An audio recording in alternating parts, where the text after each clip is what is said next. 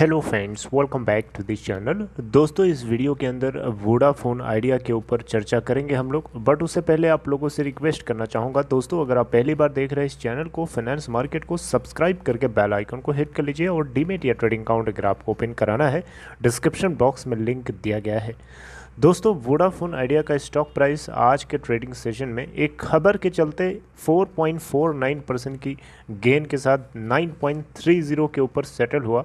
अगर आप आज के ओपन प्राइस देखिए तो 9.00 था, 10 पैसे की गैप अप ओपनिंग हुई, 9.45 का हाई बनाया पूरे इंट्राडे में। हालांकि अपर सर्किट 9.75 का लगा था, वहां तक नहीं जा पाया। और 8.95 का लो, 17.9 million total, 179.9 million combined basis पे डिलीवरी परसेंटेज अगर हम आज की बात करें 30 मई की, तो 22 करोड़ 86,97,770 क्वांटिटीज़ की ट्रेडिंग करी गई, जिसमें से 6 करोड़ 27,80,500 क्वांटिटीज़ की डिलीवरी आप परसेंटेज वाइज देखिए तो 27.5%, पिछले कुछ ट्रेडिंग सेशन से सबसे ज़्यादा है। 20 मई को 30.8% की डिलीवरी थी, उसके बाद अभी ये सबसे ज़्यादा है। दोस्तों, खबर क्या है? खबर ये है कि अमेज़ॉन इस कंपनी के अंदर 20,000 करोड़ 20,000 करोड़ रुपया इन्वेस्ट कर सकता है। ये खबर अपने आप में बहुत ज़्यादा बड़ी है, क्योंकि इस खबर के चलते ही आपने देखा कि इसमें इतनी तेज़ी से हमें गेन देखने को मिला। हालांकि ये जो स्टॉक जिस स्पीड से चढ़ा था उस स्पीड को मेंटेन नहीं कर सका, रुक गया। लेकिन क्यों रुक गया आपको पता है? कारण ये है क्योंकि बहुत से लोगों को इस बात का डर है, क्योंकि अभी तक जैसा कि वोडाफोन आइडिया बोलता रहा है लेकिन वैसा कुछ हुआ नहीं है अभी तक। पिछले 2 साल से इन्वेस्टर्स को रिझा दिया है कि अब आ रहा है फंड, अब आ रहा है, और पता चलता है कुछ हो ही नहीं है, तो मतलब बेकार है। मतलब यहाँ पे जो डिग्री ऑफ ट्रस्टवर्दीनेस है वो थोड़ी सी रिड्यूस जरूर हुई है कंपनी की, लेकिन इसका मतलब ये बिल्कुल नहीं है बोल सकते कि इस बार की ये खबर गलत होगी। ये बिल्कुल आप नहीं बोल सकते, और ये भी नहीं बोल सकते गारंटी के साथ कि ये खबर सच ही होने वाली है। ये हो सकता है, दिस इज़ पॉसिबल, ये पॉसिबिलिटी है कि ऐसा हो सकता है कि अमेज़ॉन वोडा आइडिया के अंदर 20,000 करोड़ रुपए का इन्वेस्टमेंट कर सकता है। राइट?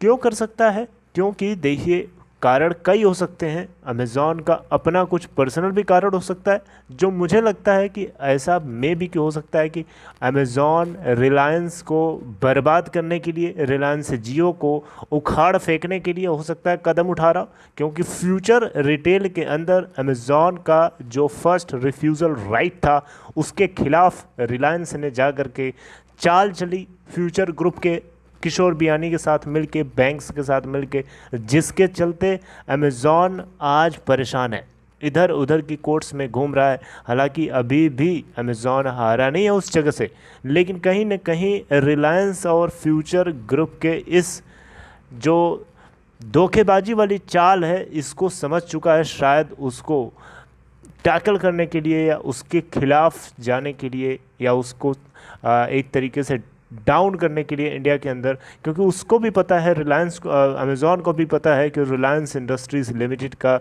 जो डिजिटल वर्टिकल है वो बहुत तगड़ा रेवेन्यू उसको जनरेट करके देता है, और उसी को वो बर्बाद भी कर सकता है, क्योंकि उसके पास बहुत बड़ी ताकत है। और जहां वो हाथ रख देगा, जिसके सर के ऊपर हाथ चला गया अमेज़ॉन का, वो आबाद ही नहीं, वो दूसरे को बर्बाद भी कर सकता है, इस लेवल तक चढ़ा सकता है उस कंपनी को। रिलायंस इंडस्ट्रीज़ लिमिटेड का रिलायंस जियो आज भले ही नंबर 1 हो, लेकिन हमेशा गारंटी नहीं है कि नंबर 1 रहेगा, कल गिर करके नंबर 3 पे भी हो सकता है। ये बात मत भूलिए, समय को बदलते समय नहीं लगता, मेरी बात समझिएगा ध्यान से। रिलायंस इंडस्ट्रीज़ लिमिटेड जब एग्जिस्ट नहीं करता था उस समय वोडाफोन आइडिया नंबर 1 पे था, आज भले ही नंबर 3 पे हो, आप इसको हमेशा के लिए मत सोचिएगा। देखिए, 20,000 करोड़ रुपए का अमाउंट अगर जनरेट हो पाता है, अगर कंपनी में आता है, तो कंपनी के मैनेजमेंट क्या करेगा? उसे कंपनी के इंफ्रास्ट्रक्चर के ऊपर पूरा खर्चा करेगा, 4G इन्वेस्टमेंट के ऊपर करेगा, ताकि 4G का जो एक्सपेंशन है, जो नेटवर्क क्वालिटी है देश के अंदर, वो बढ़े। और वो बढ़ेगी तो सब्सक्राइबर्स तो ऐसे बढ़ेंगे जैसे आप सोच भी नहीं सकते। बुलाना नहीं पड़ेगा, आपको रोकना पड़ेगा। इस लेवल तक सब्सक्राइबर्स यहाँ पे अट्रैक्ट हो सकते हैं। बस क्वालिटी की ज़रूरत है, क्वालिटी नेटवर्क की ज़रूरत है। और कुछ भी नहीं चाहिए। बाकी प्रॉफिट और आरपू तो ये साइड प्रोडक्ट्स हैं और स्टॉक प्राइस का राइज करना एक साइड प्रोडक्ट है, हमें कुछ भी नहीं सोचना होगा। बहरहाल अब ये खबर कितना हद तक सच होती है, कितना ये मटेरियलाइज होती है, आने वाले दिन ही बताएंगे, आने वाले वक्त ही बताएगा। लेकिन कुछ भी हो, हम लोग ये उम्मीद कर सकते हैं कि something is happening which is good and we are in the cusp of good. ये बताया था कुमार मंगलम बिरला ने।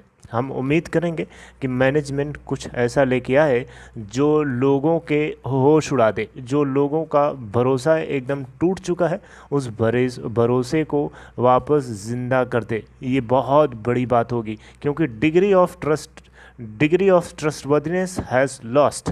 यानी जो हम इसमें जो एक तरीके से हम विश्वास करते थे, जो एक विश्वास नाम की चीज़ होती है किसी की बातों के ऊपर, वो हम इसमें ऑलमोस्ट खो चुके हैं। क्योंकि कंपनी पिछले 2 साल से, कई क्वार्टर से इन्वेस्टर्स को सिर्फ़ और सिर्फ बेवकूफ़ बना रही है, एक तरीके से कहा जाए। लेकिन अब बेवकूफ़ बनाने वाली बात हमेशा के लिए ख़त्म हो जाएगी अगर ये बात सच हो जाती है। इससे लोगों का ट्रस्ट बढ़ेगा, ट्रस्ट बढ़ेगा तो बिज़नेस बढ़ेगा, बिज़नेस बढ़ेगा तो प्रॉफिट बढ़ेगा, प्रॉफिट बढ़ेगा तो लोग अट्रैक्ट होंगे, लोग इन्वेस्ट करेंगे ज़्यादा से ज़्यादा, राइट।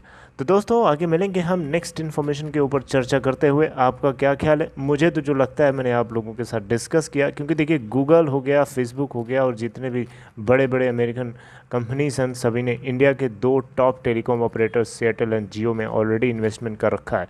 अमेज़ॉन ही ऐसा है जो किसी भी टेलीकॉम ऑपरेटर के साथ यहाँ पे क्लाउड के लिए जो है पार्टनरशिप नहीं थी, और ऐसा अगर कर लेते हैं तो ये बहुत बढ़िया होगा।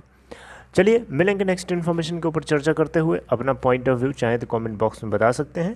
Take care, see you next time.